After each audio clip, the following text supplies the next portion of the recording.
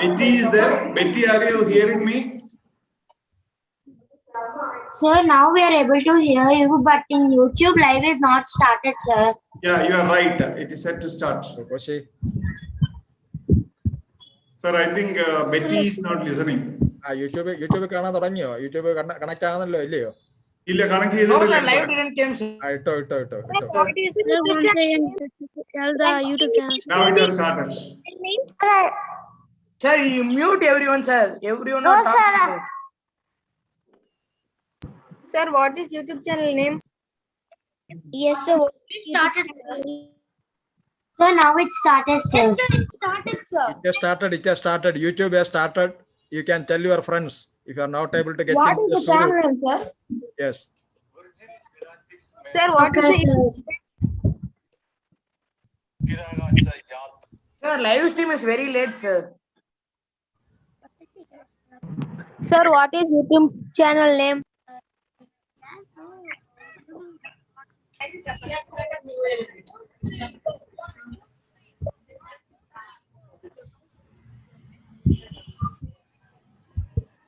Yes, sir. Hello, students. I have posted the YouTube link in the chat box. You can tell to your friends. If some of your friends are asking, you can tell them. It's there in the chat box. Okay, sir.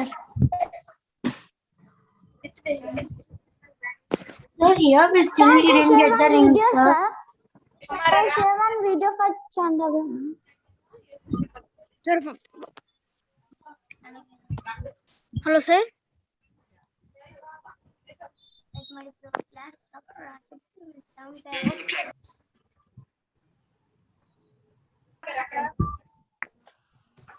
Good evening, sir. Good evening. Evening, sir. Yeah, YouTube start ചെയ്യുക. Sir, how are you, sir? Good evening, sir. How are you, sir? Good evening, sir. ചെയ്തിട്ടുണ്ടോ? Sir, can you please mute everyone again, sir? Messaging, sir. Sir, always our numbers was keeping funny messages, sir. Sir, what is the YouTube channel, sir? കാരണം ഇവിടെ 100 കഴിഞ്ഞു നേരത്തെ. YMCA Trivandrum. Good evening, sir. അത് തീരുമ്പോ അങ്ങ് open Good evening, sir. കിടന്നെങ്കിലേ.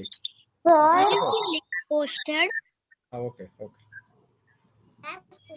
Hello. hello, sir. Sir, please mute everyone. Sir, got it, sir. Please mute everyone, sir. Good evening, sir. Not mute anyone, sir. Good evening, sir. Hello, sir. Good evening. Good evening, sir. Sir, please mute everyone, sir. No, sir. Hello, sir. Sir, you for me one only. Sir, you one number only chance, sir. Sir, you for me course, sir, and mute all. Good evening, sir. Hello, sir. Good evening. Good evening, sir. Who is this? Sir, you for me course, and mute all. Hello, students. Are you able to hear me? I hope yes. So I have muted all of you because we are going to start our program. So for the right environment, it's better your mics are off. So I have muted it. Okay. And we will have a question and answer section. So that time your mic will be on.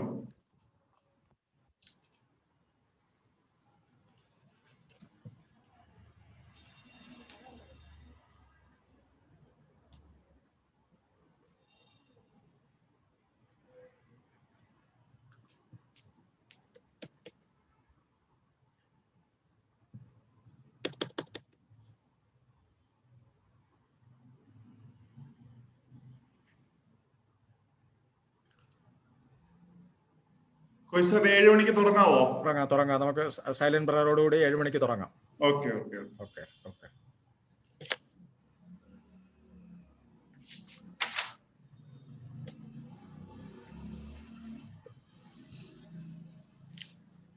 Hello, good evening to all of you. Good evening to dear students, teachers, parents, YMCA members, and distinguished guests hearty welcome. We are starting our program. So today is our 6th lecture since we started in May last. And most of you have listened to 5 eminent lectures. The feedback from student community is very encouraging. And as you have already told, the students from various parts of the country, and I understand even from abroad, some people are keenly attending this program. So we wish you future technocrats. You are the future technocrats. You build a better, peaceful living on the face of Earth. Why on Earth? Even on other celestial bodies through the right use of technology. So let us start today's program with a 1-minute silent prayer. All of you are requested to keep a silent prayer for a minute.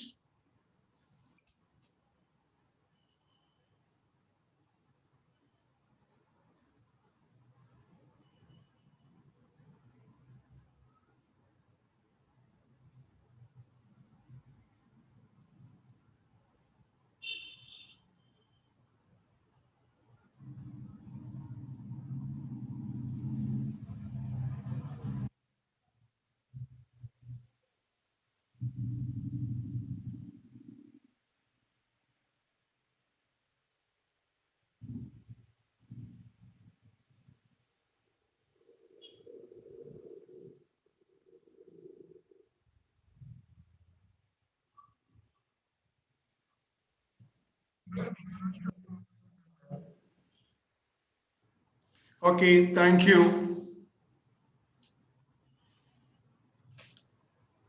Sir, Bijoy is there? Bijoy MS Raj? He may not be there. You can continue. Okay. Okay, dear friends. So my duty now is to welcome all of you and also to introduce our guest speaker today. So as you know, this program is organized by Trivandrum YMCA and particularly its academic program committee. Today, we are in a COVID situation. You know, our country is still facing lots of problems. So, this lockdown conditions, we have started the science lectures and it's an engagement for you. Because of the COVID, you don't have schools, no college, no going to park, no picnic, no excursion, nothing is possible. But, you know, next week by July 20th, 21st, we are celebrating a big day. And I hope you know that it's Moon Day. In Malayalam, we call Chandra Dinam. And what is that? That's the first time man has set his foot on another celestial body, and it was our moon. And as you know, Neil Armstrong and Buzz Aldrin landed on moon on July 21st, 1969. It was such a big achievement for man. And today, you know, after so many years, the technology is available more freely, even to private players. So as we go on tour to Kashmir or Himalaya or such places, today even space tourism has become possible. And in the last week, you would have read in papers, newspapers, Richard Branson. He has a company called Virgin Galactic, and that company's space vehicle, VSS Unity 22, has taken 6 persons into space. Basically, he's starting a space tourism. And what next? Another big company owned by Jeff Bezos. It's called Blue Origin. That is just scheduled to go to space by 20th of this month. And the crew there is 4. And we are very proud one of the Indian origin, and that too from Andhra. Zirisha Bendala was one of the crew last Sunday in the flight. And you know, so many people have booked their ticket for the forthcoming flights. So many studies are going on even to send man to the Mars and all that. But that's not that easy, you know, the space travel is not that easy. Many technological hurdles we have to overcome. The safety aspects, it has to be very proper. We need very big rockets, very strong rockets. And the space environment, you know, it's not conducive for living there. We don't have oxygen there. We call it a zero-G condition. And there is so much of harmful radiation over there. You know, the communication itself is very difficult. And even our body system, the human body system is functioning diverse there. So all these aspects has to be studied, and we have to find solutions for them. Then only somebody can go to the space. So we are going to discuss this particular aspect today. Okay. So in India, the space research is spearheaded by Indian Space Research Organization. You know that. And ISRO has got one center, one unit at Bangalore. It's called Human Space Flight Center. And the director of that center is the chief guest today, and he will be talking on all these aspects to us. So let me welcome Dr. S. Unnikrishnan Nair, Director HSFC, to this meeting. And this meeting is chaired by Shaurya Dr. Koshi M. George. He is the president of YMCA, Trivandrum YMCA. And he is a former scientist in ISRO. He has contributed towards all space activities. The great contributions have been there from his side. So we welcome the president of IMCA also for this meeting. And I have to welcome all of you. And for want of time, we don't have much time with us. So all students, all parents, teachers, the YMCA members, the board members, all who are attending from India, abroad, Kerala, and other states, I'm welcoming all of you wholeheartedly for this meeting. Okay, let me introduce a little more the chief guest who is going to talk us on these aspects today. Dr. S. Unnikrishnan Nair. I told you he's the director of Human Space Flight Center, which is at Bangalore under Indian Space Research Organization. And he was working in Vikram Sarabhai Space Center, Trivandrum from 1985 onwards. He contributed immensely to the space activities. He worked in major capacities like deputy director and many other positions. For his education, he took his engineering degree from Kerala University. Then he did his post-graduation from the Pioneer Institute, IISc Bangalore. He did his PhD from IIT Madras. So, and in ISRO, in VSSC, when he was working, as you know, if you go to space and coming back to Earth is a big problem. It's not a small job.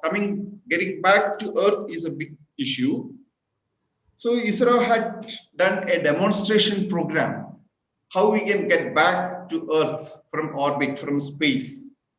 So that project was called SRE, Space Recovery Experiment.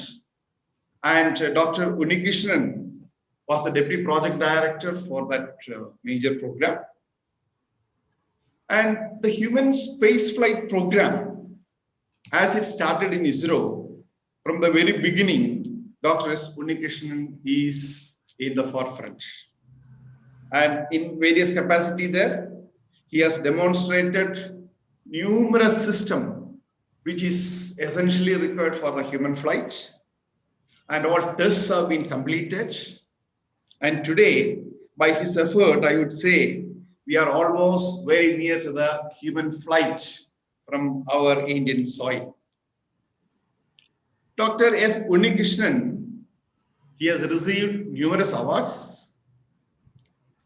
I can list very few because the list is long. ISRO Team Excellence, ISRO Merit Award, ISRO Excellence Award. These are all some of them. The human spaceflight activities, whatever he has done, the Satyabama University has summed up that, and on that basis, he has been awarded the honorary doctorate in 2019 from Satyabama University. And if you see his research activities, many international and national publication, he has got so many research papers. And he has worked as editor in many important journals. He actively works, associate in professional bodies connected with the aerospace, aeronautics, astronautics, etc. So Dr. S. Unnikrishnan Nair, Director HFC. Again, I am welcoming him. We will hear from him. Before that, I invite President YMCA, Chevalier Dr. Koshi M. George, for the presidential address. After that, we will invite our chief guest for the keynote address. Now, President YMCA, Chevalier Dr. Koshi M. George, for the presidential address. Very good evening to all of you. Most respected Dr. Unnikrishnan Nair, today's chief guest,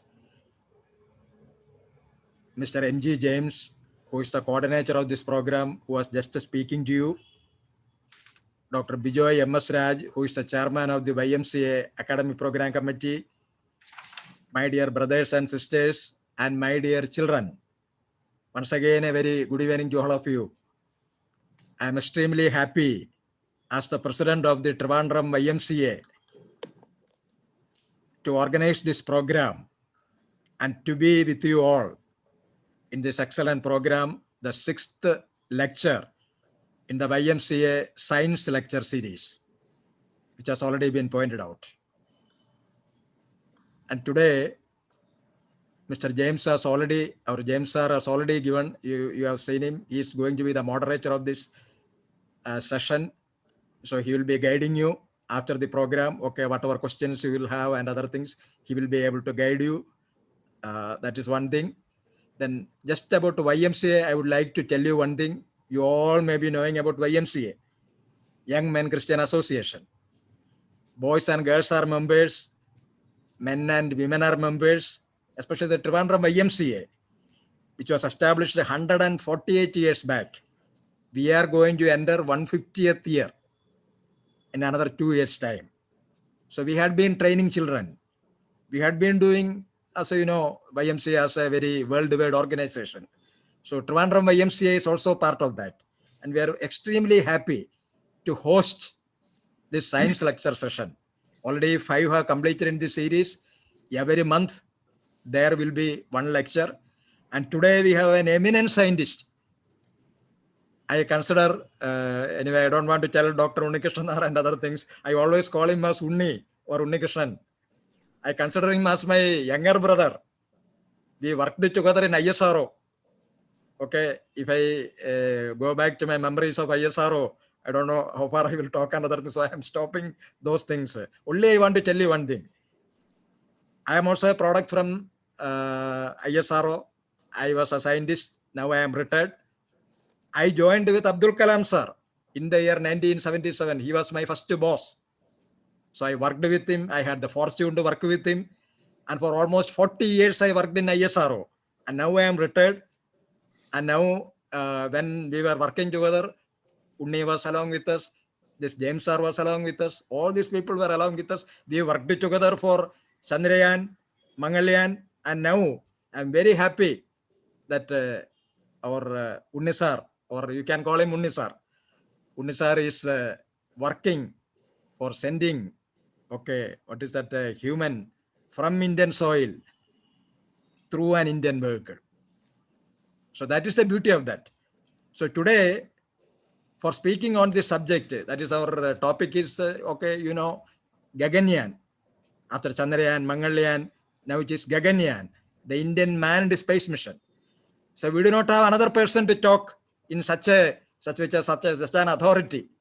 Probably after the, you can tell chairman ISRO is there. Immediately after him, our Unni sir is the person who can authoritatively talk about Indian manned mission. So let us all wait for that. It's a very good opportunity.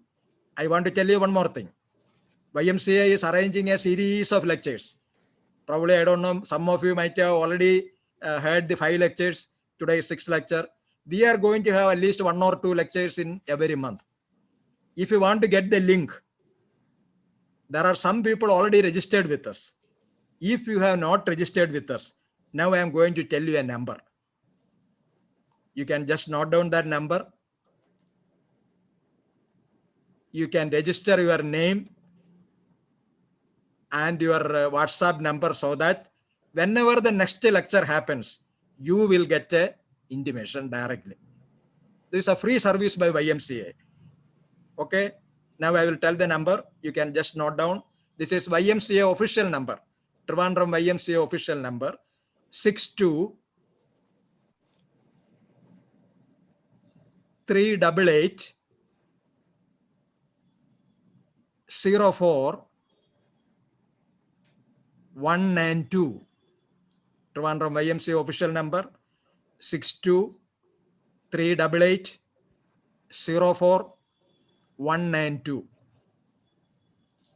So if you are not registered with YMCA and if you would like to get further intimations, immediately after this meeting, now you need not have to write down all this. Immediately after this meeting, just give a WhatsApp your number and your name or class. If you want, you can give. Otherwise, because we want to register with some name and number, please give to this number. You will get intimation from the next lecture onwards. That's all I want to tell you. I all wish you a very, very, very happy evening today. I'm again happy that Unni has joined us. Thank you very much. Let me cut short now. Wish you all the best. Thank you. Thank you very much. Thank you, sir. Thank you for the nice words. So, dear students, before we invite the chief guest, let me tell you the following. Now your mics are all off. You cannot put it on. And please don't try to share your screen. Okay. I remember last time some of your graphics work was being shared during the lecture. Please don't try to do that. And at the end, after the talk by our chief guest, we will have a question answer section that we can ask questions. Our Unni sir will answer you. And for that, I would suggest the following, because 100 people are there already in the meeting. So all of you start asking, it will be a mess. So you can type your question in the chat box. I can see that. And we may not have time, to answer all the questions. So I'm sure there are representative questions from many people. So I will select it and I will allow you to talk also. That's not a problem. So you can type your question. If it's a small question, you can type it in the chat box. It will be easy. And if somebody wanted to ask also, it's okay. But keep it that to the minimum. So that will be the procedure we will be following for the question answer section. That time you can unmute your mic, talk, and keep the mic off afterwards. Okay. So that will be the procedure we are following. Thank you. So now let us invite our chief guest, Dr. S. Unnikrishnan Nair. As it is already told, he is an authority telling you about the details of Gaganyaan. You know, Gaganyaan is an Indian name. Gagan, you know, the sky. So Gaganyaan is our manned mission program. It is named like that. So he is an authority to talk about you various aspects of space travel. So let us invite Dr. Unikrishnan, S. Unikrishnan Nair, to deliver the keynote address. I request Dr. Unikrishnan Nair, please unmute yourself and deliver the thank you. Okay, good evening to all. Am I audible? Yes, First, sir. Good evening, sir. Good Good evening, sir. James, is it? Yes, yes, we can hear you. We can hear you. No, We can, Dr. Unikrishnan, can you please unmute your mic? Please unmute your mic. Oh, okay. Yeah. Right now. Now it's okay. Now it's okay. Okay. Very good evening, and thank you for the nice words showered by our Kochi sir and Mr. James. Yes, as he said, we were all working together, and I could see Dr. Nainan sir also here, and probably many other known faces. And but today I have directed my speech towards this, mostly towards students. Maybe it is boring for all veterans like you, but then you have to excuse. There is no other way. So first, let me just try to share the presentation, and you tell me whether you are seeing it or not. Just Yeah, you can share it. yeah. Yeah, can you see? yes, Yeah, yes. yeah, it does come. Right. So today the topic is Gaganyaan. Yes, already it has been briefed what is Gaganyaan. It is our attempt to send our own people from our own soil to space and then bring them back safely to our own land. So this mission is called the Gaganyaan. Maybe before that, just to give you some glimpses of what how ISRO originated. As you all know, Dr. Sarabhai is the father of Indian space program. So it was started in the 1960s. You all know that the first Sputnik was launched in 1950s, and then we had the first manned mission in 1961. Somebody is making some sketches on the screen. Please. Okay, so you all listen. Hands, keep the hands free. And in 1969, ISRO was formed, and then ISRO is for the Department of Space. There is a Space Commission, which is under the Prime Minister's office, and that is how it is working. And all you can see on the left side, there is a church, beautiful church on the beaches of Valley, that is the southern part of India. Actually, the program originated there. At that time, this building was given to the great scientist Sarabhai, and the program originated from there. And now, even today, that is preserved as a beautiful museum there. Also, when you go to Trivandrum, you can just go and see that museum. There are many things are also displayed there. And now, if you look from there, that humble beginning, we have now end-to-end capabilities.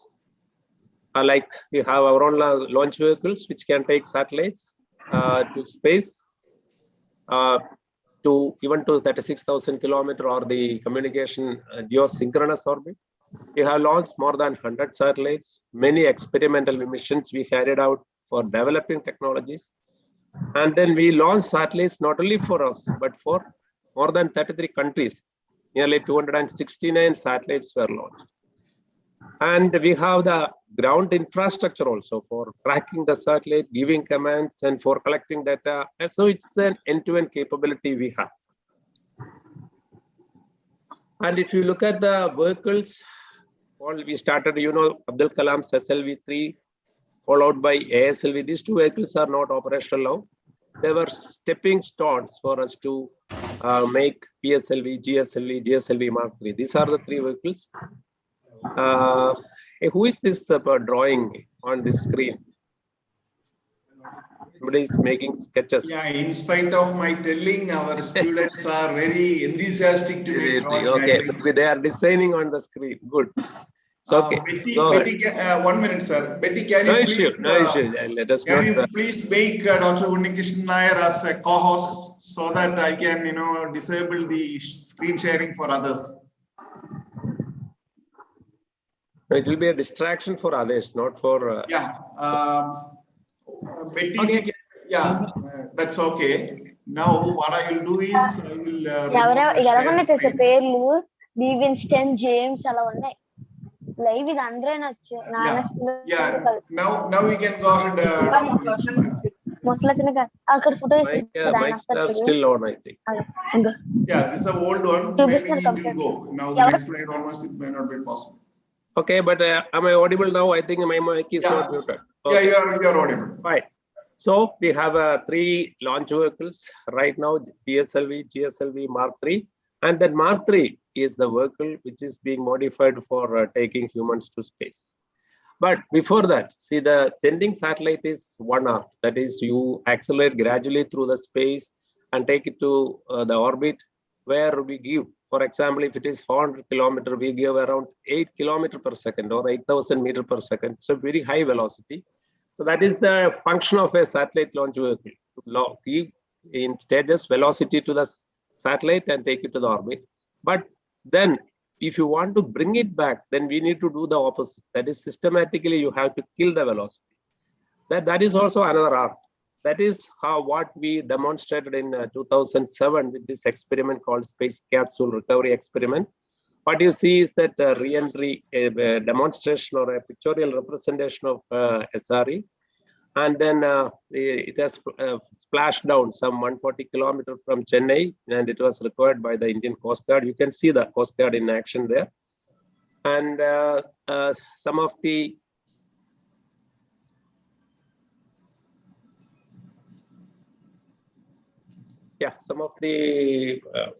right side top, you can see the SRE with its own thermal protection system. When it comes back, all this energy is getting converted into thermal energy. So we need a very, very efficient thermal protection system to see that the inside the systems are all. But you see the middle on the right side, this is the inside avionics systems. All these systems should be kept at a suitable temperature like 40 to 50 degrees centigrade. So that function is done by the thermal protection system. Finally, it has splashed down. So we deploy some floats to keep it afloat, and also the orange color is visible from a distance in sea, so that it can be easily recovered by the ship. So SRE was a single mission, but it has laid foundation for many new technologies, like how to bring back an orbiting satellite to a specified point on Earth. So that is an involved technology. And then subsequently in 2014, we had the GSLV Mark III, the first flight of GSLV Mark III. And there we have what you see on the right side is that full scale capsule or the module, the crew module, where the crew will be sitting. A full scale model of that was taken to space, 125 kilometer, and then it has come back, and then we deployed all the parachute. You can see on the right side here, the capsule is being enclosed by the payload fairing. That is the protective cover given to the satellite. And the middle one is the satellite the launch vehicle is taking off. Finally, you can see the capsule splash down some 1,600 kilometers away from Sriharikota, that is the launch station. And then you can, if you closely look at it, you can see some green patches. This is a fluorescent dye which will be released from the capsule. Why? Because in the vastness of sea, you cannot see or you cannot locate a small capsule. For the recovery ship or the recovery aircraft, they then look for such long patches, and then that trail will be traced and the capsule will be located, in addition to the electronic locating devices like beacon. Guys, the screen is now full of lines, different colors. Okay, fine. Then they just look in 40s and 50s. The then Soviet Union and the USA, they were having a Cold War or a fight or a sort of fight or a sort of competition who will be leading the space program. And you can see the first life that was sent to space was a dog called Laika. That was by the Soviet Union. But unfortunately, that was after the Sputnik 1957. But the Laika could not be brought back, or it has lost its life. Maybe that is the first life that was lost in space because of a failure of some system failure, because we were learning at that phase. So no amount of instrumentation can tell you whether life can survive in space, because man was first time venturing into space. So its best thing is send a living being, like a living animal or anything, and if they come back safely, we can rest assured that space is a safe place. And at the same time, USA also was developing systems to go to space, and then they sent a monkey. His name was Gordo, and there was a problem of parachute ejection, and that monkey also lost its life. But these are the animals, they sacrificed their life and paved the way for the human subsequently, like Gagarin and others. And they gave us confidence. Yes, we can go to space. Even I cannot read my screen. It's full. Okay. Yeah, okay. Now, you all know Uri Gagarin was the first man in space. And you can see on the right side, the small capsule, it's only a hardly 1.5 meter diameter. That was in 1961. He has gone to space and then orbited Earth for around 1.5 hours and came back. But unfortunately, he also lost his life in 1968 in a routine training again. He was trying to go to space. But at the same time, American Alan Shepard, 1961, he has made a suborbital flight. It was not a full orbital flight. But John Glenn was the first American who was gone to space in a Mercury Atlas mission and then orbited the Earth. So that is how the manned space program had its origins in 1960s. But they are the stalwarts or the doyens of space program, human space program, who had the courage to face the unknown and gone to space and come back safely. Sir, I don't know who is making all this drawing on the screen. Can anybody identify who is that? It is so, I cannot read it also. So totally it is covered. Who is that person? Kids are asked not to do that. But correct. Yeah, it's fun, but it is fun. Who is doing that? I'm not able to identify. I can out him. But that means nobody can see, no? These only lines only can be seen. Yeah, mostly yes. So it's what to do now? You can see only some crisscross lines. Yeah, it is fully drawn. Okay. Sir, can you restart your screen sharing? Yeah, I'll do.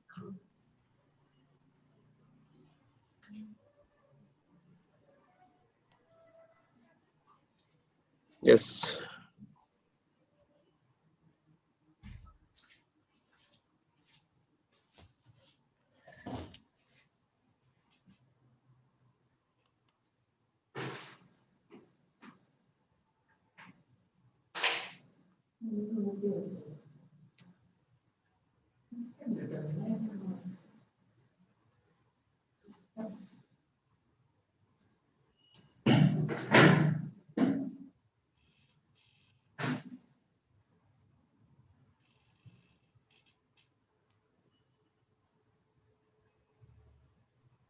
Can you see now? We can see it, but I think that kid is still playing. Okay, we will again restart yeah. at that time.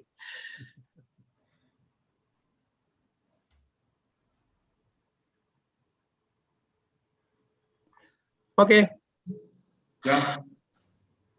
So if you look at it, as of now, more than 542 or more than that, people have gone to space from more than 20 countries, and it includes 3 Indians.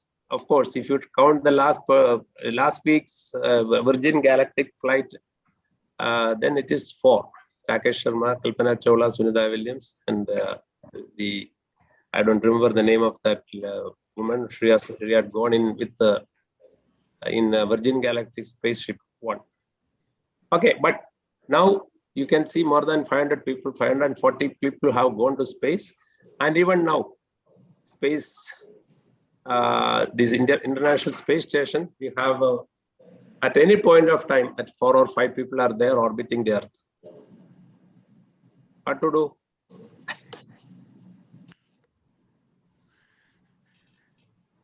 I think there is a setting. There is a setting. Somebody can. I don't know who is our co-host or. Like Mike, can you stop this? Try that. There is a setting that. Sharing can be stopped, but this is annotation. I am not sure how to do that.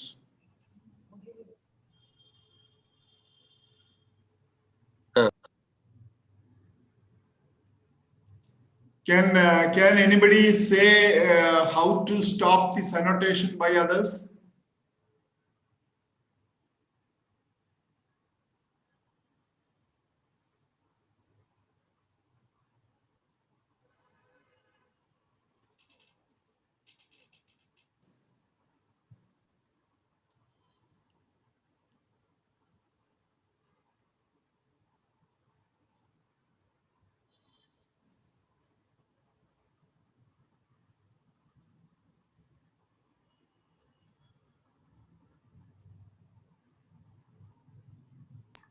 So can you stop the annotation? That is the question. Somebody is doing it. I was just trying to see whose annotation is on, that we cannot find out.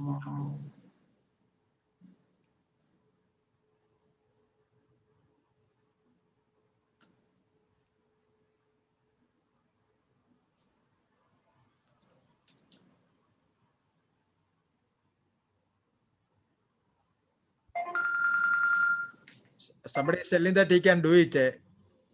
Hello. Come in the Hello, Please, Kishore. Yeah, tell me, sir. Huh?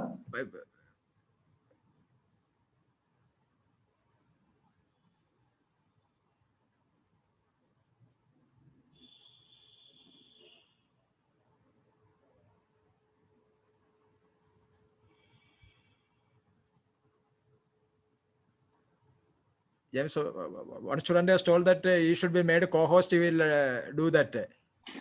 Yeah, just now, we tried this. He's made co-host and the screen sharing by others are disabled. But this is annotation. That's a problem. James, I just now I disabled it. I will just once again share it. Okay, please. Okay.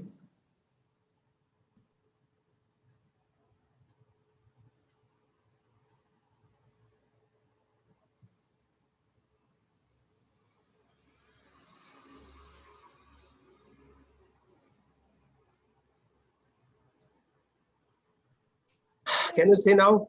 Yeah. So let us see Yes, now yes. that. Yes. Okay. Thank you. So let us continue after that commercial break. So many people have gone to space, and as you can see, mostly from USA, Russia, and others have gone either through USA or Russia. And somewhere here, we will have our own small block also, India, maybe another couple of years from now. Hello. Now, if you want humans to go to space, see, they're making a satellite launch vehicle is easy. But the moment you have a human being or a living being or a human being there in the system, then we need to worry about many things. First is man-machine interface. Second is his physiological aspects. That is when he is subjected to microgravity, acceleration, or when he is the impact conditions, the acceleration level should not increase, vibration, radiation level, so many things. Not only that, there are psychological aspects. So when a crew is going away from home, away from Earth, he has many other aspects. That is, he is leaving his dear ones, he is going to space. He himself doesn't know, because it is a risky thing whether he will come back. There is isolation. He is in a very small volume, and then he's flying all the way up and down. So that is why probably everybody cannot become astronaut. We need some minimum, what you call the mental attitude and that to go to space. But at the same time, we need to have food, water, medical care, oxygen, so many things, and contamination control, medical aspects. And we need to make the system redundant, because safety is most important. We cannot sacrifice the life of people. So in a conventional launch vehicle, we may have one or two systems. That is, if one system fails, we go to the redundant system. Whereas in a manned mission, we will have 3 or 4 systems. That is, even with the one failure, we must be able to continue the mission. If there is one more failure, then we come back. But then during coming back also, the system should work. So that means you are adding complexity, you are adding cost, you are adding more and more systems and making it more and more involved. So that is why many people say, why not you go with the robotic thing? But robots cannot perform all the tasks that are done by a human being. So that is why we see right now it's a combination of robotic plus human being. You take the skill set of both, the best advantage of both, and then execute your whatever mission. Now, in space, when you look at from the perspective of humans, there are so many things. But a satellite, these are all not very important. Like microgravity, satellite doesn't have any effect, but humans have problem. Space radiation, and then the hard vacuum there, isolation, lack of fresh food, temperature extreme, so many things are there. So your vehicle, when we design the vehicle, we are designing to make it survive in these extreme conditions. So that is the real challenge. And if you want to come out of the vehicle and do a spacewalk, then your challenges are still more. But in our Gagarian mission right now, in the initial phase, we are not planning any spacewalk. We go there and stay inside the capsule, do some microgravity experiments, and then come back. So basically, it's a technology demonstration to prove that, yes, we can take humans to space, stay in space, and come back. But if you want to talk or do a long-term survivability, like for weeks and months, it is a different game. But this is the first step we need to make if you want to do the other. Now, just for the students' interest, one basic concept. What is zero gravity? So we all say that the satellite or when you are in space, you experience zero gravity. But it is, to be frank, it is not the correct word. What is zero? There is nothing like a zero gravity. On the right side, you can see it is called a Newton's cannon. If you, that is on the surface of an Earth, if you have a tower, and if you just jump at different velocities, you can see that as shown here, depending upon the velocity with which you are jumping, this you would have done while jumping into say a swimming pool or something. If you can jump with a larger horizontal velocity, you fall at a farther point.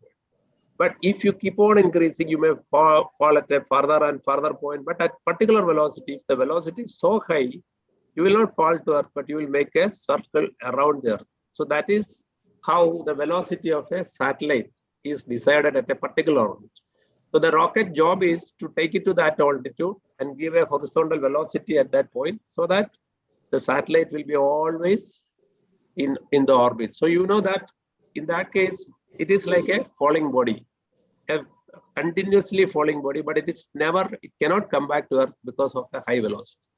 Now, in a continuously falling body, you just look at it. Let us define what is weight. Weight is the reaction on your body. That is, suppose you are standing on a weighing platform. The platform is exerting a force on your body.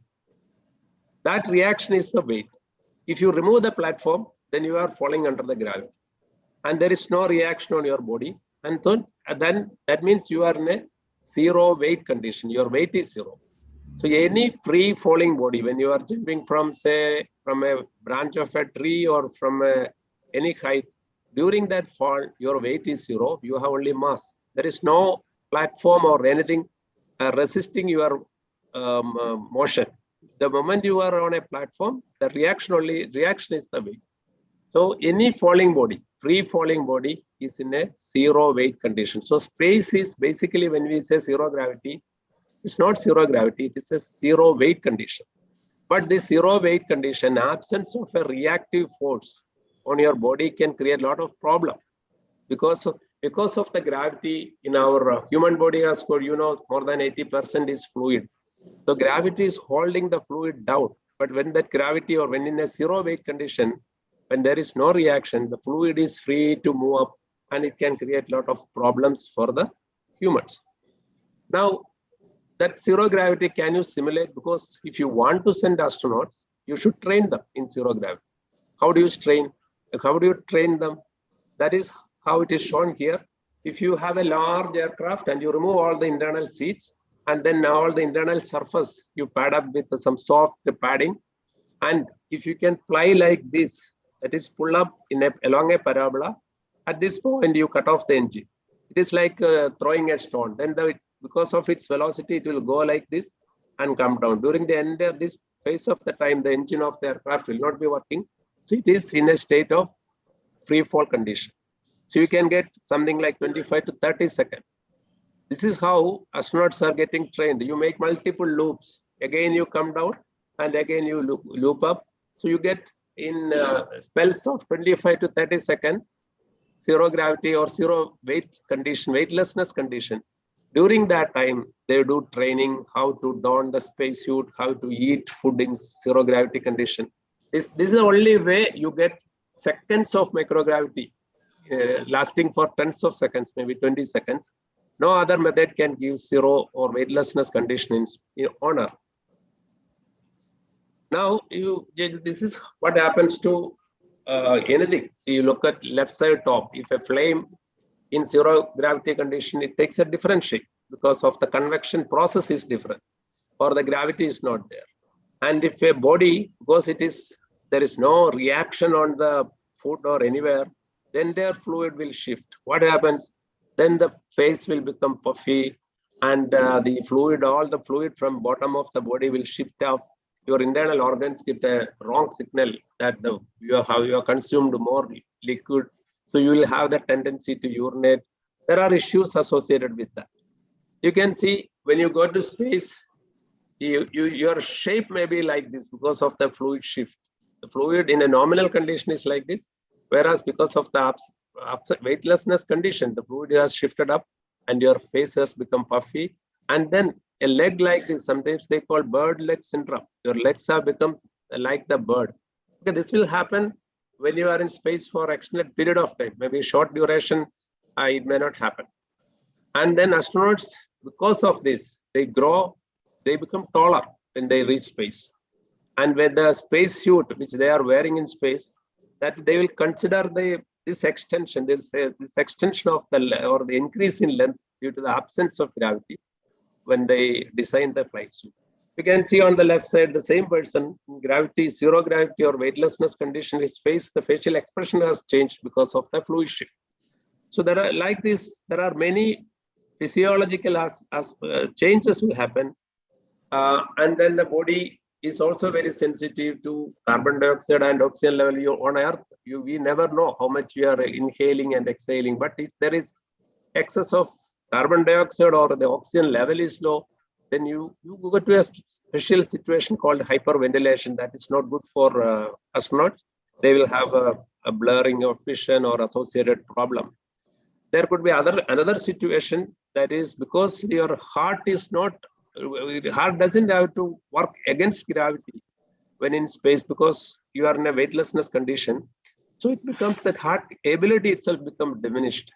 That will change the heart rate and the pulse can change. And then that can lead to many stresses while you are in space. Another thing is the motion sickness. See, probably those you are in a swing, when you swinging for some time, some of you may develop a sort of a nausea or a headache or a vomiting feeling. This is because the human body has got very low frequencies. When you are oscillating in that low frequencies, there will be some conflict between your sensors like eye, ear, or and other things that can create such syndromes called space motion sickness. And 95% or even all astronauts will face this, but their ability depends how fast they can come back from this. Similarly, if the oxygen content is less, then you have other associated problems. So to keep all these things in your capsule within the limits is a Herculean task. That is an engineering challenge. Another point is, suppose we go to space, we know that outside is vacuum, but your capsule is pressurized. Due to say a debris hitting or some problem, if the capsule pressure is suddenly lost, then that is called a sudden decompression. Then what happens? Your body has got a 1 atmospheric pressure, but the space around you suddenly has become vacuum because the air has escaped through the hole. Then that will lead to a lot of problems, like your joints will have pain, and the gases that is in your blood will come out, and then you will have itching, unconscious, you become unconscious. And if you are not, if it is not supplemented by oxygen, it can lead to even death.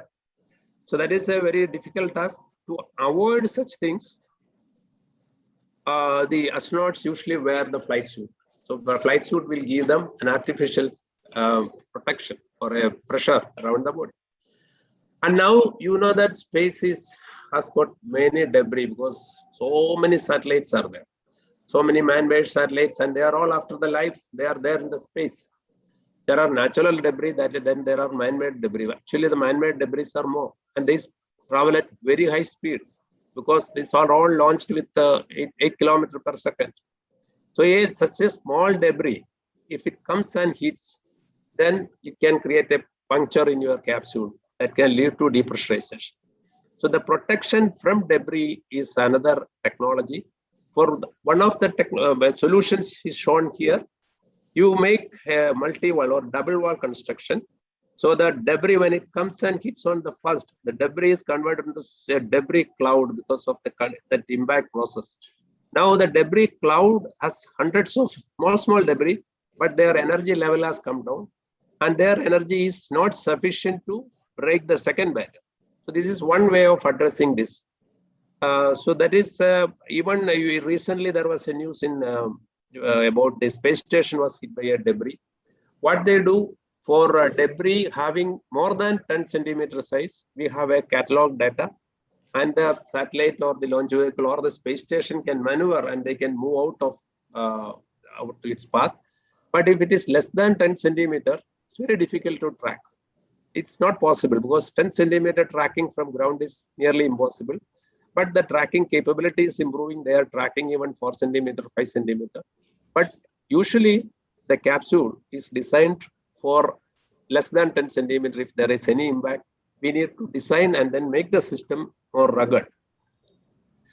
Suppose the unfortunate, suppose there is a puncture in the cabin, and suddenly the pressure is released. And if assume that the astronauts are not wearing a flight suit, then it's a very dangerous situation. The body itself will expand because of the internal pressure. It can even expand to twice the volume. And then the water that is there in the tissues, that will turn into water vapor. Again, it will increase the volume, and your tummy will expand because of this hair, and the internal diaphragm will push up. There are so much of things within a very short time. Maybe you can see bottom what is written. There was an accident. There is a technician was subjected to 22 kilometer altitude of pressure when they were testing the pressure suit. That is 3.6% of sea level pressure, very low pressure. As shown on the right side, that is, it's called a decompression chamber, where they keep the astronaut in flight suit, depressurize, and see that the flight suit is working. But this technician, suddenly his body was turned blue, and then frothing of lips, bleeding from lungs, all this happened. Then he was subjected to just hardly 1 minute. This is the only data where when humans are subjected to a low pressure, he has survived people have survived up to 1 minute, but that too with a lot of difficulties. So this is a very dangerous situation. This is prevented by having the flight suit. So you can see here, it is called a flight suit. It is an engineering marvel. It is a multi-layered garment which takes care of, which will give you oxygen, which will remove the body heat, And in case of any cabin pressure loss, this will be pressurized. And in this pressurized garment, the astronaut can survive for 1.5 to 2 hours. So in space, in the case of an eventuality for depressurization, they get into the flight suit and then just come back. There is no time for them to do repair in space. And on Gaganyaan, so what you see on the left side is Gslv Mark Iii, a conventional launch vehicle for use for satellite. This we are modifying like this, what is shown in the middle, by just replacing the top portion. You can see the see-through view is here. The top portion, this is called a crew escape system, and inside you have the orbital module where the crew will be living. And this is the orbital module. It has got two parts. This is called a service module. This brown is called the crew module, where crew is living, and this will come back. And this escape system is used in case, because you know a launch vehicle is a very complex technology that has got hundreds of components. If anything goes wrong with the launch vehicle, the best way to rescue the crew is just fire the top portion and take away the capsule with the crew, and then release the capsule, come back in parachute. That is called a crew escape system. That is one way of ensuring the safety of the crew. It is a mandatory system in all manned mission.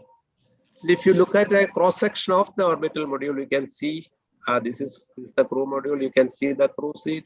It has so many things. The air parachutes are there, life support system, so many avionic packages, crew survivability kit, air revitalization system. Then there is a crew seat with attenuator to reduce the impact, their food. And this is a passage for the crew to go to the space station or anything when you are docking. And it has got hatch for them to come out. Whereas this service module is not coming back. Its job is to do the service when this is in orbit, like propulsion, give power, and other things. Once when you want to come back, it gets separated at this point, and this alone will come back. And if you just look at the mission, you can see from here the vehicle is lifting up. When the vehicle goes up, once it has got multiple stages. Each stage, after its function is over, it is separated from the vehicle, falls into sea. Then the second stage will fire or ignite. Then like that, it will take the capsule to the orbit, required orbit. So that is the job of launch vehicle. During this time, if anything goes wrong, there will be an escape provision, and they will come back and fall in sea. From there, they will be recovered. Once in orbit, you have the solar panels for power, and if you are in a weightlessness condition, you stay there for 1 week. Once after that job is done, the service module has got rockets, small rockets. You fire the rocket and then change the velocity vector direction so that the entire thing will start falling under the gravity.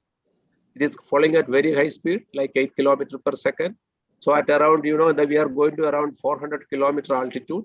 400 to 100 kilometers is vacuum. 100 kilometer and down is our atmosphere. At 100 kilometers it is very thin, but as you come down, atmosphere is very thick. And when a capsule like is entering into atmosphere at such a high speed, you can see there will be a plasma formation, there will be severe heating, and because of this, there will be a lot of heat as well as breaking of the speed, and the capsule velocity is substantially reduced by the aero braking.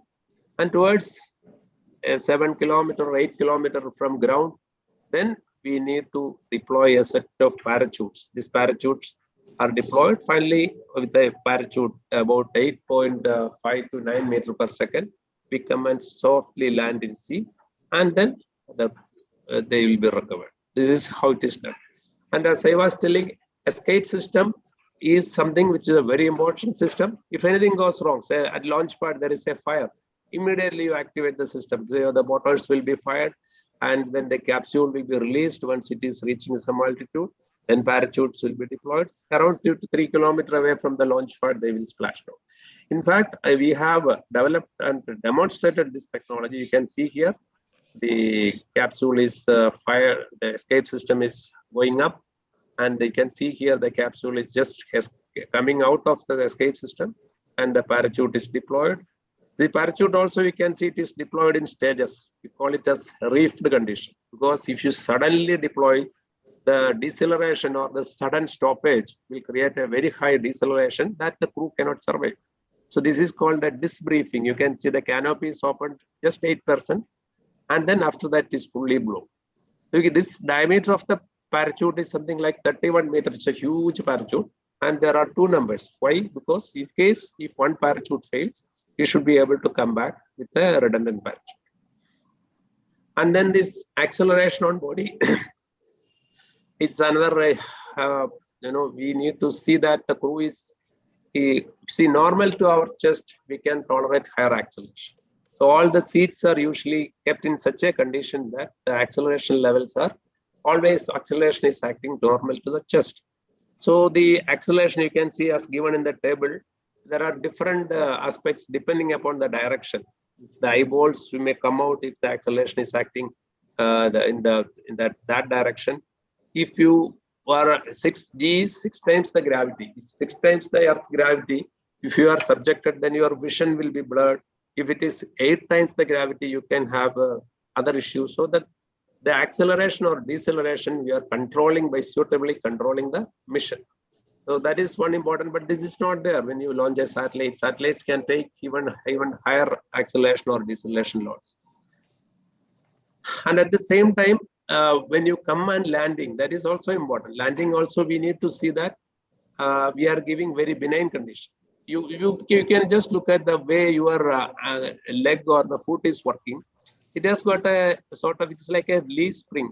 When you jump, you land on your toe, and the entire system acts like a sort of a spring, and then it absorbs the energy. Like there are now biologically, inspired designs, like a cat. When a cat is jumping or falling onto earth, it is not all the 4 legs are not touching simultaneously. It is something like first 2 legs are touching, then the other 2 legs are touched. So this way you can see a cat is reducing the peak deceleration by splitting it into 2 small peaks. Actually, the Chinese, they have inspired from this design, and their cruise seat they are making in similar fashion. That is, when it is impacting, first the one portion will take the load, and after we delay, the second set of attenuators will act. So these are all, that is, even in a seat where the crew is sitting, a lot of engineering aspects we need to consider to ensure that the levels are very benign for human conditions. And similarly, the vibration. You can see our body has got very low frequencies, systems with a very low frequency, less than 10 hertz. That is why low frequencies, human bodies will have nausea or space motion sickness, all those things will be there. So the vibration levels and its frequency, this is again one area. When we specify the internal conditions, we should see that it is conducive for the humans. Now, the life support system, that is, you have, when you are on Earth, you have oxygen, water, food, all those things, and it's freely available. You are not bothered about carbon dioxide or oxygen because nature does it for you. So what is shown on the left side is the natural cycle. But if you want to mimic and then keep it inside a capsule, then it becomes an engineering wonder. How to convert oxygen, carbon dioxide, because you are releasing nearly 1 kilogram of carbon dioxide per day. You need food, you have waste management, removal of carbon dioxide, oxygen supply, and the humidity control. All these things will become part of the life support system. So we have a system called life support system, where the first is heat. You have heat exchanger, you take the heat and then radiate into space. Then you have some canisters with chemicals through which the cabin air is passed for removing the carbon dioxide. You have stored oxygen and cylinder from which it is properly admitted to the compartment to have this comfortable atmospheric condition. So it is, though the capsule is a small capsule, it has got many subsystems to simulate the conditions that we have on Earth. Now you know that our 4 astronaut candidates, they have gone to Russia, they have come back, and they are now in Bangalore. They are undergoing the training. This training, the training, what is shown here is the process from how you have selected from the 60 candidates and then how it was zeroed down to 4. They have gone through different screening process with the involvement of Russian experts, and then they have undergone extensive medical tests, especially the if the candidate is having any tooth problem, then they will be screened out, because they say tooth pain in space is worse than at on Earth because of absence of gravity. So there are so many things associated with human. Finally, we had 4 candidates, including the standby. They are undergoing the training, and they have undergone many types of training there, theoretical and then survival. Survival means, suppose you land in a, say, in a snow condition or a desert or in forest because of some abort, then you should have all the systems in the capsule to survive till the recovery crew reaches there. But in a nominal mission, you just come and land. But in case of an abort, so there are different types of medical training, survival training, how to operate. So it's the training process is a very lengthy process. It takes 2 to 3 years for them to get familiarized with all the system. So you can see the survival training that they will be just put it in a snowy condition. They have to come out, they have to put a tent, then make the systems for keep food ready, and then have the communication, all those things. And this I was telling for any mission, we need to have the parabolic flight, as you can see here. This is how they experience the microgravity. During that time, they do many things.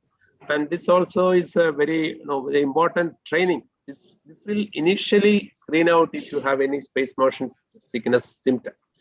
So this is used as a screening process for screening the crew or the astronaut candidates. You can see before the manned mission, we will have so many tests. We will test the parachute by taking the capsule in a helicopter and then dropping. We will test that escape system, which I explained, by taking it in a small launch vehicle to different heights and velocities. And then after that, all the tests, we will have 2 unmanned flights, identical flights, and see that all the systems are performing excellently.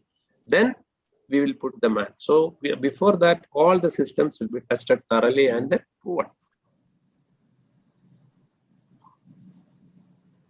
Also, we have a humanoid, that is a half humanoid, which can do the functions like breathing, release heat. This we will be sending as a payload in the first flight. So this probably you would have read, this was demonstrated somewhere. So this is here, if you can add artificial intelligence and other things, it becomes a full-fledged robot. And definitely robots and humans, when they go together, they can complement each other, and then definitely they can get to do many things like space mining or constructions in space, where critical risky operations can be done by a humanoid or a robot. Now this, this is launched from Sriharikota. This is the ground track of the vehicle. And you can see all along, we will have the ships, recovery ships, in case if there is anomaly. See, for example, different stage ignition or separation. The vehicles have got different stages, and all these areas we need to have recovery ships. So this recovery part is taken over by the Indian Navy, where they are identifying the assets, and these assets will be lined up at different positions, and depending upon the landing point. If it is a nominal successful mission, nothing will happen. They will come back and land like this. On 16th orbit, they will land somewhere near Port Blair, or in 17th orbit, somewhere away, 700 kilometers away from Cochin, and they will be picked up. You can see this is the typical ship with a duct where there is a crane. Capsule can be straight away taken into the duct and they can come out. So this Indian Navy has got this ship. So such assets will be deployed, and then the recovery process, that itself is a very involved task. As you can see, as I was mentioning, the 2014 mission, this is how the recovery is going on. You can see the sea, sometimes it is very rough, and the sea plus the raft on which people are sitting, everything is moving. So it's a very tough task to recover something from sea. So this recovery rehearsals we will do so many times, and then the process will be finalized. And then the launch condition itself will be decided based on the sea conditions, because in case of the sea is rough, you cannot launch, because in case of an abort, they will come and land in sea conditions. So we need to look at the weather all around the globe where they are likely to fall, and accordingly the launch time will be fixed. And that is about all our Gagarian. But you know that there are many private firms, commercial firms, like the Virgin Galactic spacecraft Unity last week they were flying. There is Blue Origin. They have the New Shepard rocket. then SpaceX Falcon now, they started already ferrying people from here to space station. And then the ULA, United Launch Alliance, they also work on manned vehicles. So this manned mission or the interest in this has rekindled, and then all over the world there is a renewed interest. It's not just for going to space. It's going to say moon or Mars, and then stay there for long duration habitation, development of habitation, or take resources from there and come back. There are multiple opportunities emerging from this. There are many commercial firms, and in India also, you know, the space is being opened up. Many commercial startups are there. They are also showing interest. So it's going to be a very exciting future for the, you know, about the Artemis program, that is the US program. They are going to have a space station around moon. And from that a space station, they will have mission to moon. They will go to moon, and moon will be used as an intermediate place for going to Mars. And then SpaceX, the American Elon Musk company, they have a plan to use such rockets for intercontinental transportation. That is from USA to Australia, just less than half an hour, and all around the world within 1 hour. So they are using that space technology for down transportation, thereby shrinking the world further, making it further smaller and smaller. So to conclude, we have a Gagarinian program. It is the primary or the basic step of Indian space program, human space flight program. But you see the world over, you know, the Chinese, they are constructing their space station. And like that, many countries are coming and they are becoming spacefaring. Many are working on manned space program. And the Earth is getting depleted with its resources. So we need, but the population is increasing. We need to bring resources from other planets or asteroids, or sometimes even humans may migrate to other planets because the Earth may become very hostile in future because of the global warming or other things. So colonization, maybe 50 years back, it was a sort of a fiction, but it is a reality. Elon Musk says he will go to Mars in another 5 to 6 years. So this is one area. When we develop technology, when we prove that we can also take humans to space and come back, that gives us a strength, and that strength can be leveraged by having collaboration with many powerful nations. Probably for exploring moon or Mars, probably it is not economical for any country to go and do it alone. But then it is strength only respects strength. So we need to have our basic strength so that we can collaborate. When we have the capability, others will come forward. As you know, after the Mars orbital mission, even other countries like USA and Russians, they have shown interest to collaborate with us. So this is, you know, in ISRO, this human space flight has become another vertical, like a space transportation system or space application. This is the 5th vertical. So India is giving a lot of importance for human space flight program. It's going to be a very exciting thing. Well, let us look forward to our first manned mission. Maybe it will happen in another couple of times. Thank you very much, and I am open for any questions. Thank you, Dr. S. Unnikrishnan Nair, for that excellent presentation. And each slide was packed with a lot of information. I think each slide is worth for a full lecture. So thank you so much for sparing your time from your busy schedule. So all children, all students, let us thank him with a big applause. Let us clap him and thank him. Thank you. Okay, now I am sure the children are very excited seeing all this detail and how India is getting ready for a manned mission to send people to space. And surely they will have lots of questions.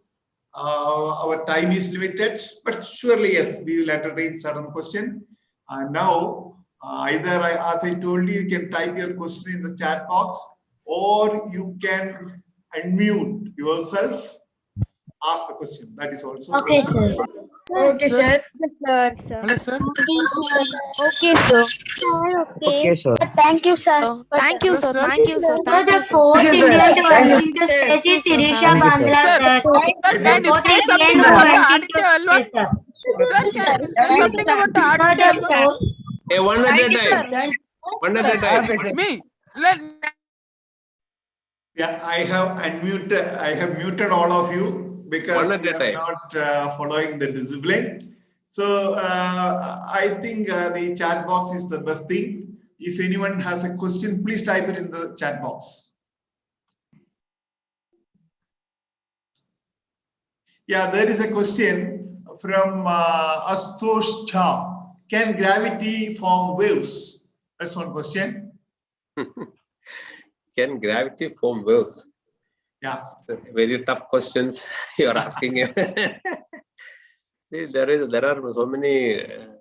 I am to be frank, I am not competent to answer this question where gravity can form, because there are discussions going on. Gravity, or fifth fundamental force. There are very weak waves and other things. Actually, I am not following such things.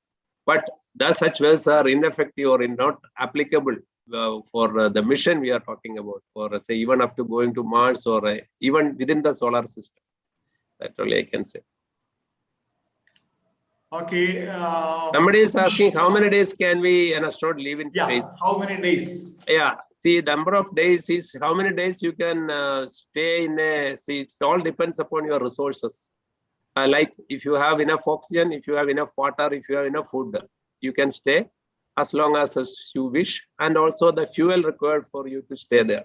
So basically, for a short mission to Earth orbit, we carry the resources from Earth. Suppose you go on a tour with your tiffin and everything within your bag. If you are not depending upon any hotel, the moment food is over, you come back. So like this, resources limited. We are going for 1 week. So we carry resources for 1 week.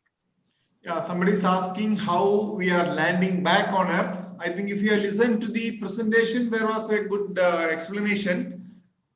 Sir, We come back. I can just still tell we can come back. When you're coming back, you are see basically when you fly through the atmosphere, your velocity will be reduced to something like 150 meters per second.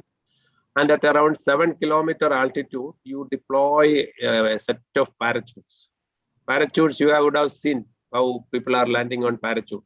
So these parachutes will reduce the velocity, and then you come and splash down into sea with some velocity. But that is good enough. The crew can withstand that velocity, and the capsule will float in sea, and the ships will go and pick the astronaut. Yeah, there is a question whether Gagarin has heat shield. Yes, surely it has heat shield. It has been already explained. And what is the next question? What is that question? Why don't they want to open parachute in space before coming to our atmosphere? That's one question. Sir, why don't they want to open parachute in space before coming to our atmosphere? See, parachute needs atmosphere. Yeah, parachute works only in atmosphere. You need parachutes. That is why you cannot use in moon. You use rockets, braking rockets to land in moon or Mars because the atmosphere is thin. Parachutes work from because of atmosphere. And secondly, parachute cannot be used for very high velocity. You can only operate at a velocity around say 100 meters per second like that. Because parachute is made of cloth, it will tear off. Okay, somebody asked, can you reveal the astronauts? Okay, I think it's still in the selection process. We cannot answer it now. At the appropriate time, it will be revealed. Yeah. What happens? Thermal protection fails. Thermal protection should not fail. So that is because if it fails, you know that shuttle accident, it has the entire thing will be burned off. So what you do, the thermal protection will be made very robust. In the sense, if you want, you put additional layer of thickness with additional rigor, and you test it and ensure that it has got enough margin to withstand the heat loads, and then you do test, and it can be damaged only by a debris hitting, space debris. So what you do when you are in space, you protect the critical areas of thermal protection system with a debris shield, so that the TPS thermal protection is protected. Why? How many questions are flashing? Yeah, so many are there. Why gravity is not present in space? Somebody is asking. Who told you that? I explain. No, gravity is there. Gravity, that is any satellite or anything is a perpetually it is falling under gravity. And that is what I demonstrate. You just go to YouTube or something and look at Newton's canon. That will explain what is a free falling body. Why does not India reuse rocket like SpaceX? Yeah, that is, see, reuse also is a technology because you need to bring it back and then slowly make it land and then use it. This technical technology demonstration activities are going on. Definitely in near future, we will also try to use. But if you want to reuse, you should design the rocket for reuse. There is no point in spending a lot of money and bringing back a stage. And if the money you invest for bringing back is as good as its own cost, there is no point. So when you design, you make that the stage that is SpaceX, what he does, is 27 engines, first stage, 3 tanks, lithium, that is aluminum lithium alloy. So 60% of the cost is in first stage. So he is recovering that by spending some money. So we need to design for recovery. Okay, somebody asked how fast do you have to go to escape the atmosphere? The question may not be right. It escapes from the. No, we are not Let me be the question. for this circling around Earth, we are not escaping. If you want to escape, you know that 11.3 kilometers per second is the escape velocity. Then instead of a ellipse, it will be a parabola. You will never come back. But you know, that is, if you want to go to say Moon or Mars, then you escape from the Earth's atmosphere.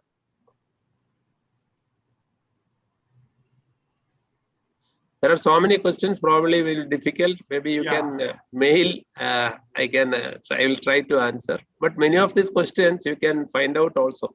These questions are direct. James sir നമുക്ക് ആരെങ്കിലും കൈവൊക്കെ അങ്ങനെ 1-2 ചോദ്യങ്ങൾ ചോദിപ്പിക്കാൻ പറ്റുമോ? അങ്ങനെ ചോദിക്കാൻ പറ്റും, but then all are trying to ask. That's a problem. Okay, I am allowing you to unmute. But ask one by one. You can call out the name. Sir. Sir, can I ask, sir? Sir, good morning, sir. Good evening, sir. I have a doubt. Sir, can I ask a doubt, sir? Sir, I had a doubt, sir. Sir. Okay, who is that?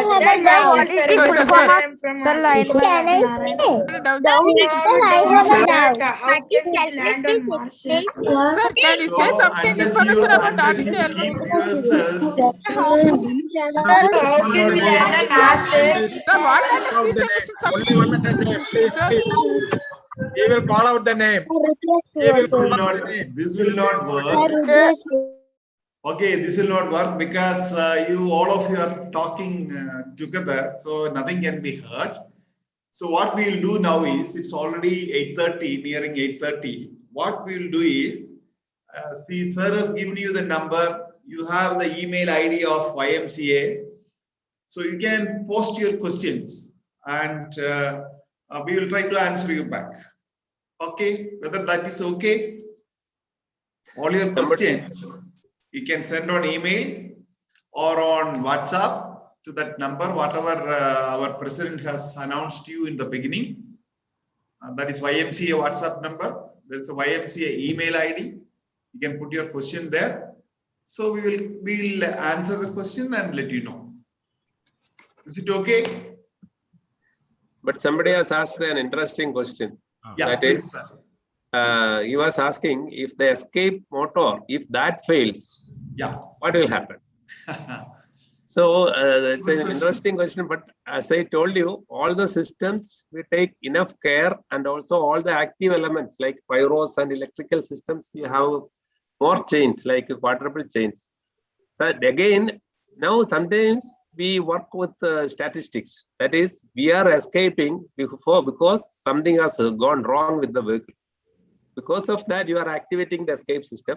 But then we never expect both will happen together. That is, there is a failure in your rocket, and when you activate the escape system, another failure. So the probability of occurrence of such 2 failures will be very, very remote. If it happens, there is definitely it is a catastrophe, but the chance will be very less. But you know, any manned mission, the risk involved, it is not like flight in an aircraft. The risk is very, very high. they talk about probability of crew loss is 1 in 300. That is, in 300 mission, sometimes there could be a crew loss. You know that space shuttle, 135 flights were there. Out of that, 2 flights were failures. They lost 14 people. And the success rate, if you look, it is 0.98. So there is an inherent risk in any mission.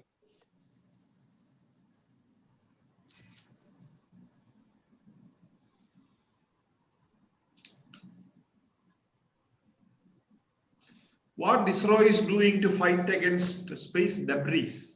Somebody's asking. Yes, see, for space debris, there are international, UN has brought out certain guidelines which all countries are supposed to do. We are also doing. Like we are not supposed to, after injecting the satellite, we are supposed to ensure that the final stage is deorbited and then it is coming back so that there is no debris. And any separation or any event in space should not produce further debris by containing it.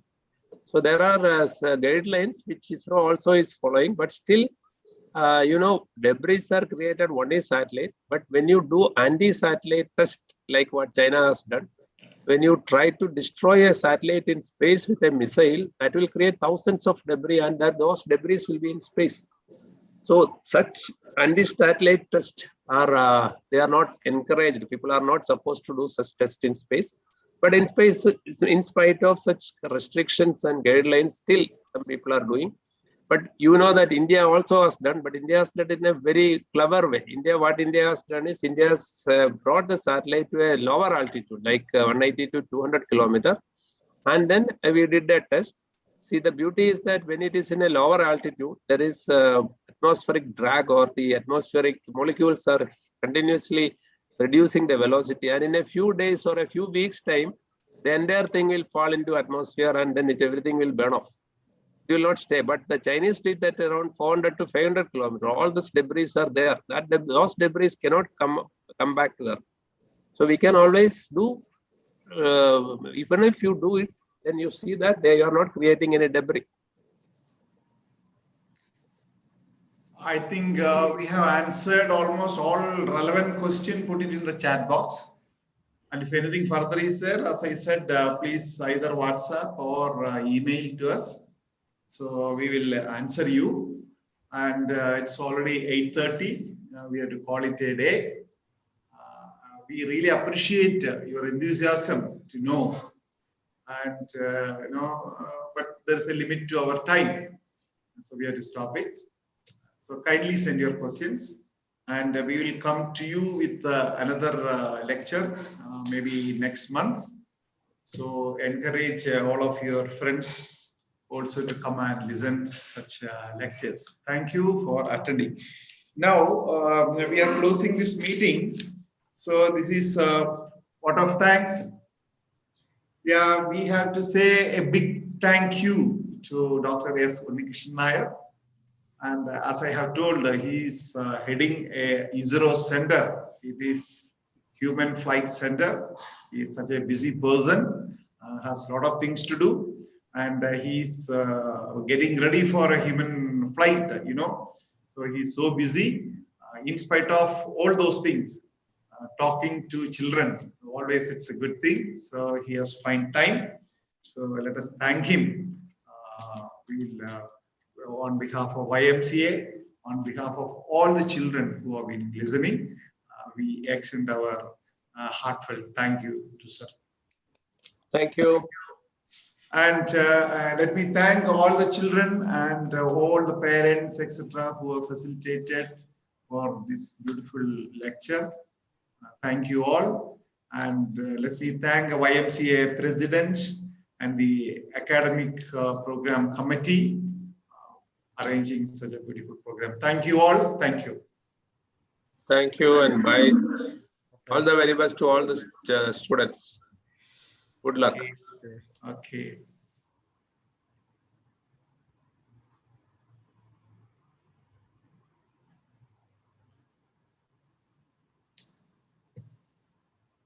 Sir, how Yeah. can we join in space school, sir? Huh? To learn. Thank you, sir. Can you, how much Sir, Sir, can I have a doubt, sir? Thank you, sir. Thank you, sir. Sir, the Mars gravity can Sir. rocket, sir. Sir, Sir, I have a doubt. gravity can I have a doubt. make a reusable vehicle. Sir, can you Make a reusable your mail ID? astronaut.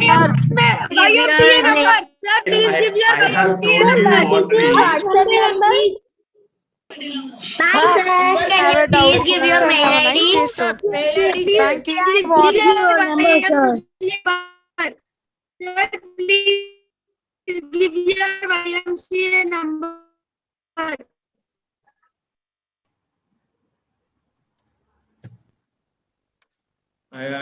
Children, I have already told Sir, please you. give your YMCA number, Because you're sir. all talking together, nothing is decipherable for here. So I cannot answer it. So we are anyway closing the meeting. So please send your questions. Now, We'll somebody is answer. asking the number. Can I give? James, can I give? Somebody is asking the number.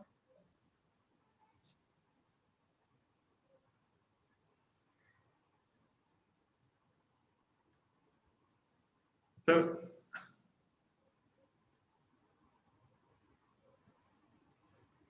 Anybody ask for the number? All are muted or not?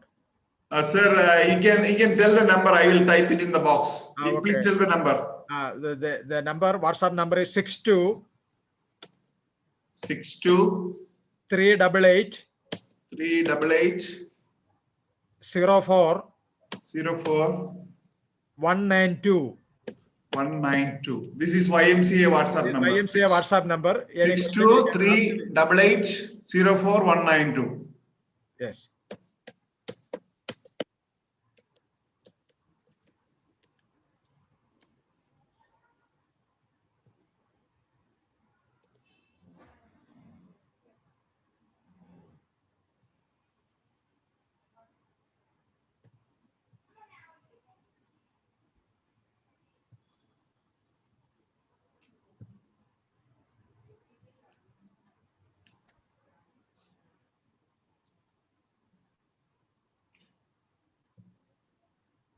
YMCA WhatsApp number is put it in the chat box.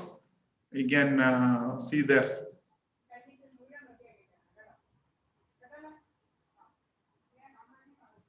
Sir, what is the email ID in YMCA? It may be difficult to get that. Okay. Let them send by WhatsApp. Okay. So all of you can send the questions by WhatsApp. That is easier.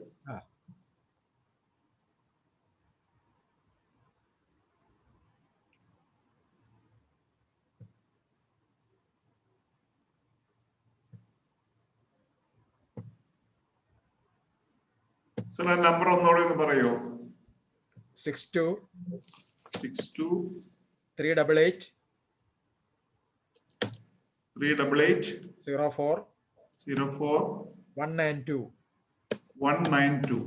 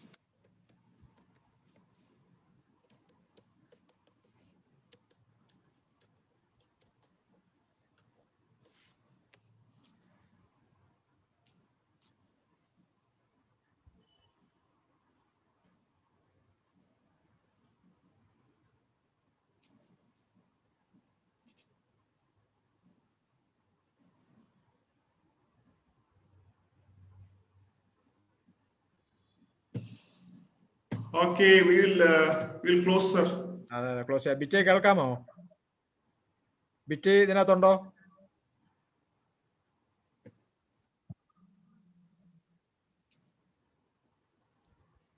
ബിറ്റേ ഇതിനകത്തുണ്ടോ?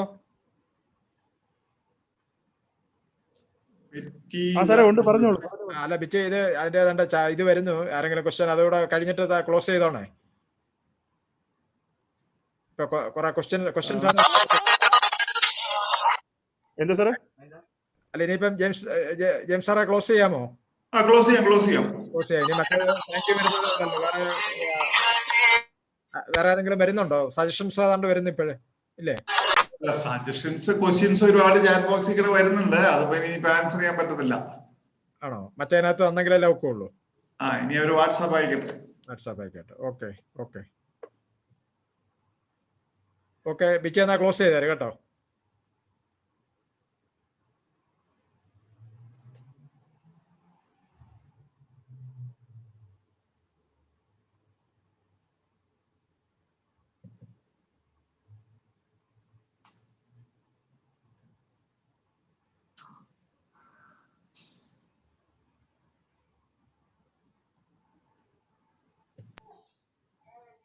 സാറേ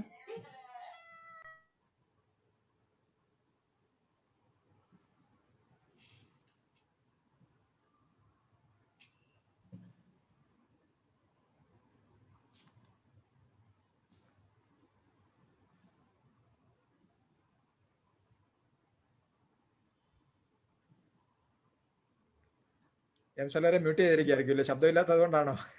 അതെ. ഓണാക്കി കഴിഞ്ഞാൽ പിള്ളേര് ഓരോരുത്തരല്ലെങ്കിൽ question ചോദിക്കാനായാലും സമ്മതിക്കും. ഞാൻ വിചാരിച്ചു ആരെങ്കിലും hand raise ചെയ്തിട്ട് അവരെ കൊണ്ട് മാത്രം നമുക്ക് ഓപ്പൺ ചെയ്യാൻ ഒക്കത്തില്ലയോ? അത് പ്രയാസം. അങ്ങനെ പറ്റും. പിന്നെ നോക്കിയാൽ മതി. ഞാൻ പറഞ്ഞ ഒരു ലൈവ് ആക്കാൻ വേണ്ടി 2-3 പേരെ. Hello sir. പറയണം. Sir, can I leave?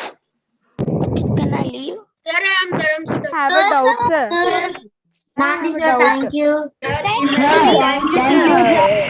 Nandi. Sir, I have a doubt. Please send the recording hotel The WhatsApp number. Okay, sir. Can I leave, sir? Is it possible to build a hotel in space? Sir, we can keep our doubts in WhatsApp number of YMCA. Sir, can I tell one? You can do that. Okay, sir.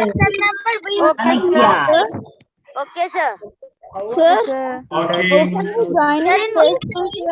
Sir, in WhatsApp we should type our details, sir. Yeah, you send the WhatsApp with your name, so we'll answer you. Okay, sir. okay, sir. Okay, sir. Thank you, sir. Thank you. Bye, sir. Bye, sir. Bye, sir. Thank you, sir. Very nice. Nandi, sir. Have a nice day, sir. Thank you, sir. Bye, Thank you, sir. Bye, sir. Thank you, sir. Bye, sir. Thank you, sir. Bye, sir. Bye, sir. Bye, sir. Thank you. How can I? Thank you, sir. Bye, sir. Thank you, sir. Bye, sir. Bye, sir.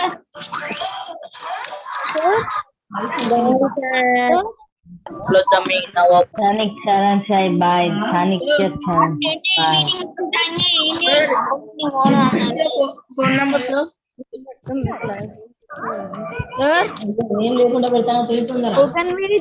How can we become an astronaut, sir? If there is any exam, sir. Sir, when is the exam? Sir, there is an exam or test regarding this, sir. Sir, when is the exam? Sir, Nobody. Sir, there is any exam regarding this topic, sir? Lectures? No exam. Why exam? Normally, I'm asking, sir, this is my first lecture. Sir, after This is for your engineering, can we information, do no space exam. thing, sir? This is the 6th lecture. Then you told before 5 lecturers, sir. Sir, it is there on YouTube, sir. 1 to 5 lectures. Yeah, you can check in YMCA YouTube. You can search for YMCA Trivandrum. Find the earlier lectures there. Trivandrum means. All the lectures are put in YMCA YouTube. Okay, sir. You can refer all the old Okay, sir. lectures are put in the. Excuse me, sir. Okay, sir. Okay, sir. YMCA. Every video. Okay, sir. Yes, sir. I only discovered your channel, sir. Give your WhatsApp number, sir. Sir, give your WhatsApp number, sir, please. Thank you, sir. Sir, Thank you, please, sir. sir. Thank you, sir. Thank you, sir. 623880419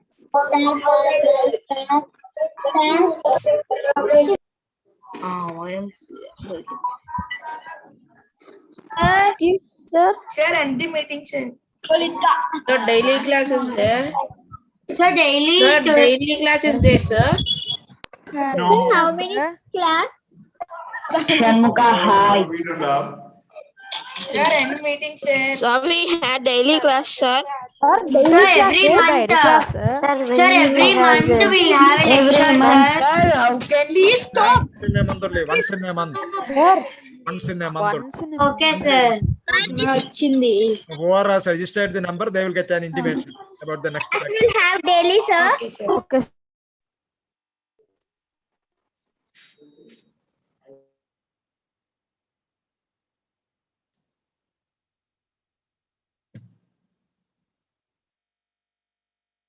Yeah, sir. Yeah, please. You ask. Your name is Bhavanya, sir. Bhavanya. Yeah, ask. What's your question?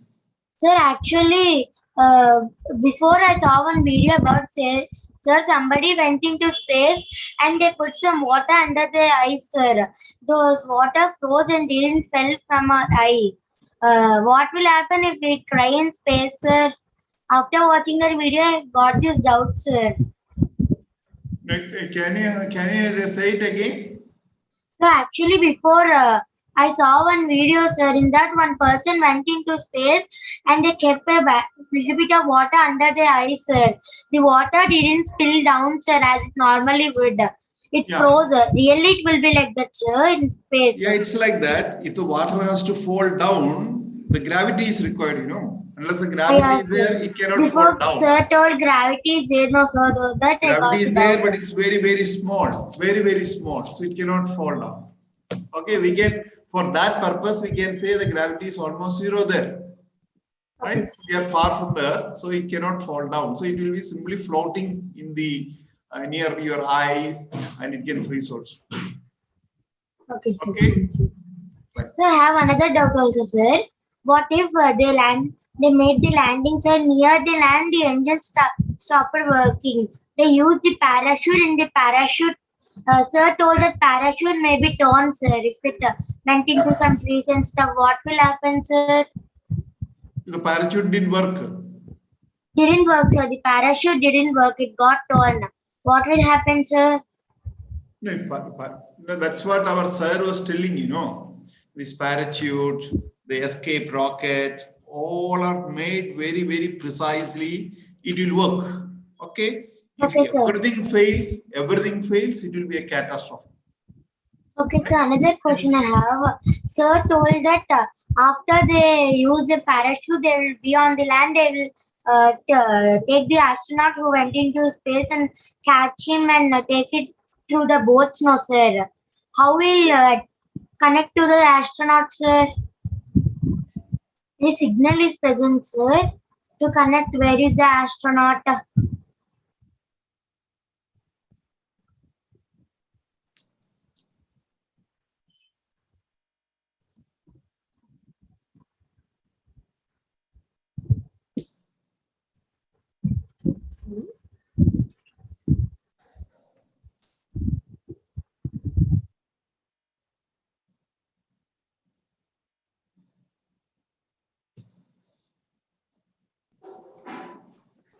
Myself, Raju, sir, today. Raju, yeah. Sir, that girl Bhavanya told that one astronaut, no, sir. He is from ISS, sir, International Space Station, and his name is Chris. And sir, the Mars gravity can't pull. Sorry, sir. Sir, Mars gravity can't pull the spaceship. No, I'm not getting you. What is your question? Sir, Mars gravity can't pull a spaceship, sir. Mars. Yes, sir. Mars has gravity, but for that you have to go to Mars. Near Mars only, Mars gravity will be felt, right? If you are far away from Mars, Mars gravity cannot be felt. See, when you're far away from Earth, you cannot feel the gravity of Earth, right?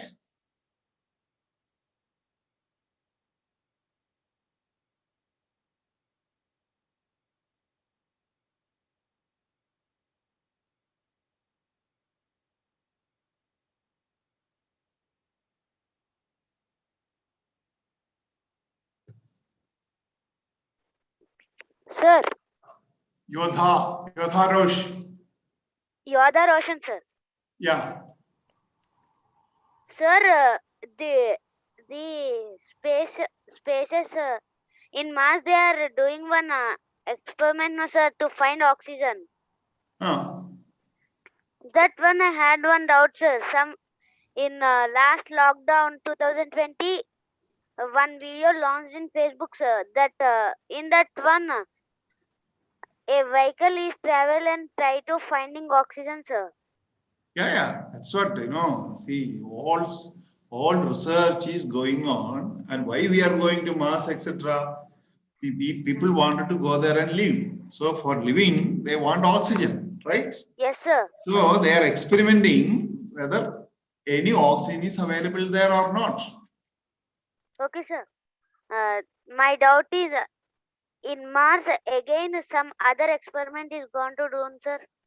Yeah, so many experiments, not only finding oxygen, you need water there, right? Yes, sir. So many experiments will be done, and there will be a lot of harmful radiation there. So you want to find out that. Okay, sir. Okay. So all these experiments will be done when you go to Moon or Mars or wherever you go. See, you have to do all these experiments and find out in what condition we can live there. Okay, sir. Yeah. My doubt is clarified, sir. Okay.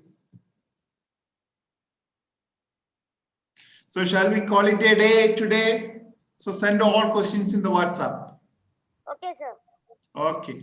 Sir, if we send the doubts in WhatsApp, if we have another class in WhatsApp, we will get reply, sir. Not, we will send you the answer by WhatsApp back. No, sir, that's not my doubt, sir. That is not my doubt. If there is another class, then they will send the timetable, sir. Like. Yeah. See, now, whenever the next class is arranged, you will get an information in the WhatsApp with reference to the meeting ID, etc. Okay? Okay, sir. Right. Okay, sir. Okay. Okay. James സാറെ നമുക്ക് close ചെയ്യാന്നല്ലേ കേട്ടോ ഇനി close ചെയ്യാം ബെറ്റിയുടെ close ചെയ്യാൻ പറ meeting Bitty close ചെയ്തോ Bitty കേൾക്കാമോ Bitty കേൾക്കുന്നുണ്ടോ ആ സാറേ ഉണ്ട് സാറേ ക്ലോസ് ചെയ്തേരെ ജെയിംസ് സാർ ക്ലോസ് ചെയ്തോട്ടെ James sir James sir close ചെയ്യാൻ കേട്ടോ അല്ല എനിക്ക് ലീവ് ചെയ്യാനേ പറ്റുള്ളൂ ഹോസ്റ്റിനെ അത് വൈൻഡ് അപ്പ് ഞാൻ ചെയ്തോളാം സാർ വോട്ടർ സയൻസ് പറഞ്ഞുണ്ടോ ഇല്ലല്ലേ എല്ലാം കഴിഞ്ഞു ഓക്കെ ക്ലോസ് ചെയ്തേരെ ശരി